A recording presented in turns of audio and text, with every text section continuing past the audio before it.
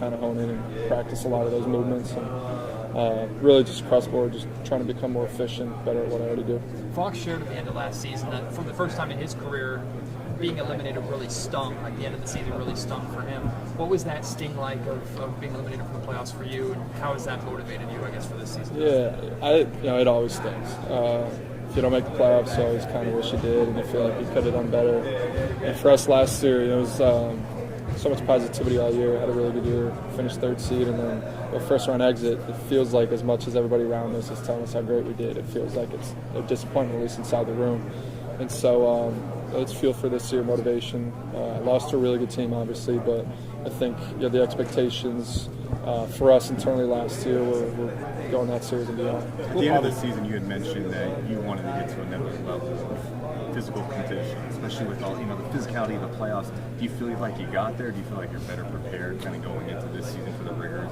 Yeah, from where I started going into last season, definitely in a better spot. A lot of that is the way that we're going to play and how we want to play. Super fast pace, getting up and down, increase the physicality defensively, as I'm sure Mike talked about a couple seconds ago.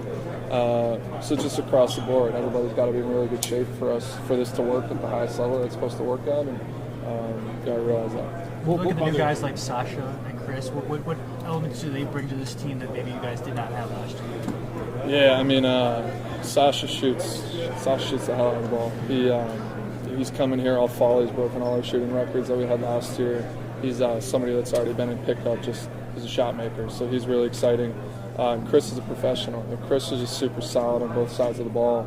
I think really injuries derailed him out in Indiana, but he's a really good player, and so he'll help us a lot. Both of them will. Can you talk about that kind of sting? I mean, is there something that bothers you in the way that the season ended, or if anything, and you look at it in its totality, or are you kind of at peace with it now? No, I don't think it's something I've been thinking about all summer, and had a poster on my wall, and it's been like, don't worry, it was like getting back at him. Like I said, I think we had a lot of confidence in the locker room last year, a lot of expectations. We had a great season, and thought that was a winnable series for us, especially getting up 2-0 at home, and they're a championship team, so that's what they do. Obviously, I think if you ask a player on their team, they'd say they had more confidence, or their expectations were high. So just looking forward to going through it again this year. We get them at home, I think, for our home opener, and it should be a good game, and hopefully get off to a good start to the season. Can you elaborate a little bit more on Sasha breaking team shooting records during the fall? Like, what that means specifically? Yeah, I mean, we have a lot of shooting drills we do as a team, stuff we do on off days, and comes in, he doesn't miss. So he's, a couple of us have some work to do to try to catch up. What do you make of the West and kind of what's happened over the summer and just how competitive it's going to be? A lot of teams have gotten better.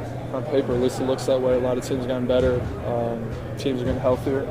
It's tough. This is the West. This was the West even when I got traded here last year. The West was tough, and there were some teams that saw the injury bug, or a couple trades happen, or things didn't pan out, and that really doesn't change what we do inside this building. I think we're really comfortable with the guys that we have coming back, and having some that continuity of last year and last season, and continue to just do what we do, and the rest will take care of itself. But there's a lot of teams that made a lot of changes for sure. Monty and Mike have both talked about championship expectations. How do you guys as players kind of navigate that and deal with those expectations? Yeah, I mean, it's not something that we've talked about too much, to be honest. I'm not sure what expectations the front office or the coaching staff really has. I know that inside the room we have all the confidence in the world. We think we have a really good group that when we're playing at our best can beat anybody. So I think for us, and right now, just we're trying to get off to a good start. Last year we started 0-4 to start the year and dug ourselves a hole early, and trying to hope that happen again. Mike, just bringing back the headband for a second here. Headband will be back. Start the year at least. It'll be back. Get it till 2K Dash. They don't have it. They don't have it in? No. Not gonna lie, I don't play 2K that much. Yeah, I was just saying, gotta get going right now. Last year you came out firing really efficiently. Is that typical for the start of the season for you, and how much do you feel like you have to maybe replicate that start you had last year? No pressure to really replicate it. I think it's come in, your legs are fresh to start every season, and it's a lot of individual work that's gone into it. You take a lot of shots, all off season. Your individual game's at a really good point, and then I think it's tougher as the season goes along to continue to get the individual work in. A lot of that becomes covering, resting, obviously having team practices. So maybe you're in a better rhythm individually at the start of each season, but it's also our jobs as pros to keep that up and continue to do that over the course of the season. But hopefully get off to a good start. Feel good. Over the offseason, as we're trying to kill time, we typically go back and rank or talk about moments from last year and your shot against Utah at home. Just where does that moment just rank for you in your career, and what do you expect the atmosphere to look like this year based off of what happened last year? Yeah, I mean, thank you guys. I think I get tagged in that video once a week at least on Twitter, so I get to relive it over and over again. It was a great moment. Obviously, the sound of the crowd when the ball went in, still get the chills watching it. Even in the moment, it was even better. So it's definitely up there towards the top. Have some other playoff moments that might be ahead of it. That was still a regular season game at home, and I think it was January, February of our season.